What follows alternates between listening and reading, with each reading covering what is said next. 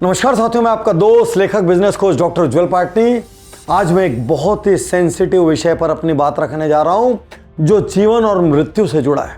आज इस वीडियो को बहुत ध्यान से देखना। यदि आपके ऑफिस में, आपके बिजनेस में, आपके परिवार में भी किसी में ये लक्षण दिखाई दे तो मतलब चिंता का विषय है। आप एक अच्छी जॉब पर हैं लेकिन अब अचानक जॉब पर जाने का मन नहीं करता, चिड़चिड़ाहट होती है, यहां तक कि काम में प्रोडक्टिविटी नहीं रही।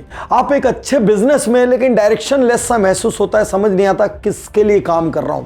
आप पढ़ाई में अच्छे थे लेकिन अब फोकस नहीं होता, कंसेंट्रेशन नहीं होता। यदि ऐसा कुछ है तो आपको तुरंत ध्यान देना होगा, कहीं आप बर्नआउट सिंड्रोम का शिकार तो नहीं हो रहे हैं। मैं आज आपको कुछ लक्षण बताऊंगा और जितने ज्यादा लक्षण आपके अंदर मिलेंगे उतने हाई रिस्क पर हैं और तुरंत आपको कुछ फैसले लेने पड़ेंगे, क्योंकि यदि किसी फैक्ट्री में मेंटेनेंस शटडाउन न किया जाए तो वहां पर इमरजेंसी ब्रेकडाउन होता है जिसमें जान और माल दोनों की हानि होती है।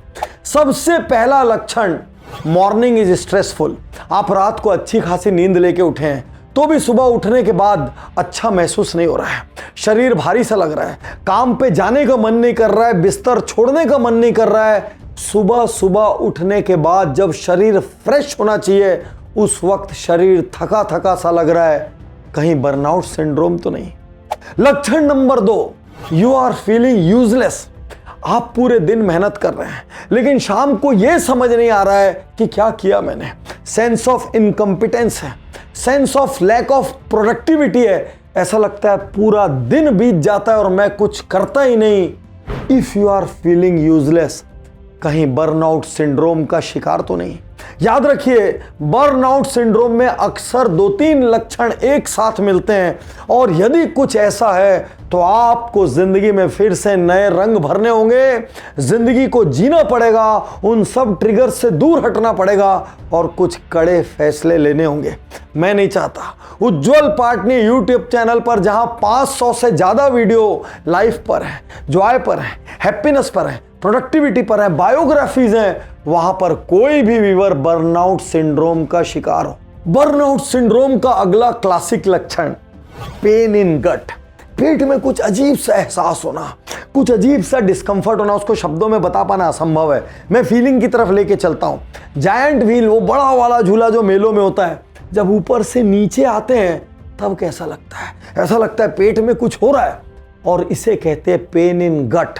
और आपको मैं बताऊं, साइंटिस्ट एक बहुत बड़ी रिसर्च पर काम कर रहे हैं कि यहां पर भी ब्रेन है और पेट में भी ब्रेन है। तो जब गट में ब्रेन होता है या गट में जो नर्व सेल्स रहते हैं वो भी सोचने की क्षमता रखते हैं और वेगस नर्व से वो अपने आप को ब्रेन से कम्युनिकेट करते हैं। ऐसी बहुत बड़ी रिसर्च चल रही है। लेकिन यह चीज निश्चित है कि जब जब आप एक्साइटमेंट के लेवल पे होंगे, जब जब आप स्ट्रेस के लेवल पर होंगे, तब तब आपको पेट में कुछ अजीब सा एहसास होगा। तो यदि पेन इन गट है तो धीरे धीरे आपके इम्यून सिस्टम पर अटैक कर देगा और आप मल्टीपल डिसीजेस का शिकार होंगे। तो यदि दिन में अनेक बार या बहुत तनाव के समय यदि पेट के इस हिस्से में कुछ अजीब सा लगे, चिंता कीजिए, कहीं आप सब बर्नआउट सिंड्रोम का शिकार तो नहीं। क्योंकि सफलता एक तरफ है लेकिन ये समृद्धि, ये संपत्ति, ये लग्जरी तो तब एंजॉय करोगे ना जब आप रहोगे या जब आप स्वस्थ रहोगे। जब आप ही नहीं रहोगे तो ये चीजें कोई काम नहीं आएगी। अगला लक्षण, you are too sensitive now, everything gets under your skin. कोई थोड़ा सा भी बोलता है आपको बुरा लग जाता है, आप बहुत इरिटेबल है। पहले आप उन्हीं चीजों पर नहीं चिड़चिड़ाते थे, नहीं झुंझलाते थे, लड़ाई नहीं करते थे, गुस्सा नहीं होते थे, लेकिन अब आपके आसपास के लोगों को यह भी समझ नहीं आता आप कौन सी बात पर चिड़चिड़ाएंगे। एक और जब आप पहले कस्टमर को गॉड कहते थे, अब कस्टमर पर चिल्ला देते हैं। अब अपने सीनियर्स को रिप्लाई देते हैं। आपके फैमिली मेंबर आपके आसपास आने से यदि घबराने लग गए हैं, आपको कुछ भी बोलने के पहले कई बार सोचने लग गए हैं, कहीं आप बर्नआउट सिंड्रोम का शिकार तो नहीं? अगला लक्षण, sleeping requires lot of efforts. आप रात भर मोबाइल पकड़ के देखते रहते हैं, आप अपनी सीलिंग को देखते रहते हैं, आप इधर उधर करवटें बदलते रहते हैं, आपको नींद नहीं आती। आप में से जिसके पास थोड़ा जुगाड़ है, आप नींद की गोलियां लेने लग जाते हैं। आपको पता ही नहीं चलता कि कब आप इन सब चीजों के आदी हो गए। यदि नींद आना मुश्किल होता चला जा रहा है, यदि नींद लाने के लिए बहुत सारे एफर्ट करने पड़ रहे हैं, तो मान के चलिए आपको हाई बीपी भी हो जाएगा, आपको हार्ट अटैक के चांसेस भी बढ़ जाएंगे, आपको डायबिटीज के चांसेस बढ़ जाएंगे, आपको किडनी के डिसीजेस के चांसेस बढ़ जाएंगे। तो आपको तुरंत जांच करना पड़ेगा, कहीं मैं बर्नआउट सिंड्रोम का शिकार तो नहीं।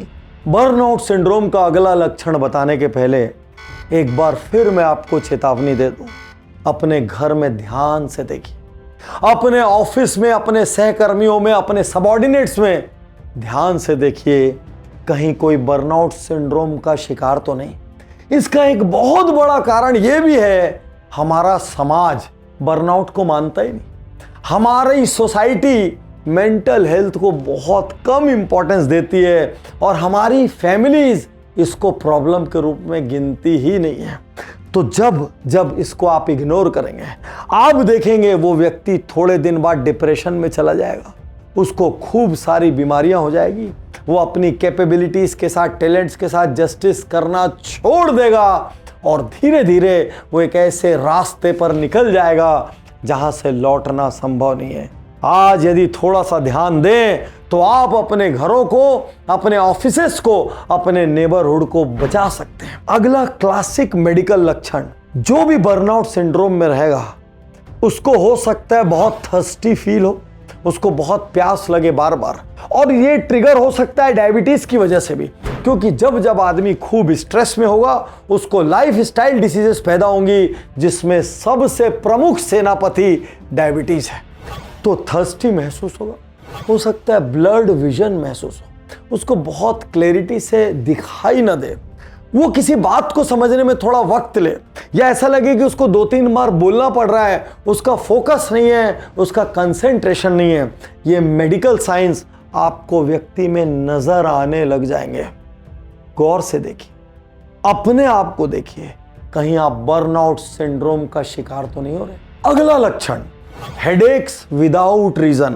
1974 में बर्नआउट के कंसेप्ट को हर्बर्ट फ्रूडेनबर्ग ने इंट्रोड्यूस किया था और वहां पर उन्होंने एक खास लक्षण बताया था कि जब जब किसी को बर्नआउट सिंड्रोम होगा, अक्सर उनको without any reason multiple headaches हो सकते हैं। यदि लक्षणों का क्लस्टर बन रहा है, यदि एक से ज्यादा लक्षण आपको अपने भीतर नजर आ रहे हैं, कहीं आप बर्नआउट सिंड्रोम का शिकार तो नहीं। और याद रखिए, बर्नआउट सिंड्रोम अकेला नहीं आता, वो दूल्हे की तरह है जिसके पीछे खूब सारे बाराती आते हैं। उसके साथ आपको हार्ट की प्रॉब्लम आएगी, लीवर की आएगी, किडनी की आएगी, ऑटो इम्यून आएगी। इसलिए बर्नआउट सिंड्रोम पर शुरू में ही कंट्रोल कर लेने में भलाई। बर्नआउट का अगला बहुत बड़ा लक्षण जो कि यंग जनरेशन में बहुत देखने को आता है, आप किसी भी बड़ी आईटी बिल्डिंग के आसपास जाइए, किसी भी ऑफिस बिल्डिंग या कॉम्प्लेक्सेस के आसपास जाइए, आप देखेंगे दिन में बहुत बार यंगस्टर्स बाहर आते हैं, छोटे छोटे झुंड में वो स्मोकिंग करते हैं। वो कहते हैं कि इससे वो स्ट्रेस फ्री महसूस करते हैं। कहीं ऐसा तो नहीं कि जब भी आपको स्ट्रेस आता है आपको स्मोक करना पड़ता है? हर रात को आपको अपने आप को लाइट करने के लिए अल्कोहल का सहारा लेना पड़ता है और एक्सट्रीम स्थितियों में ड्रग्स का सहारा लेना पड़ता है।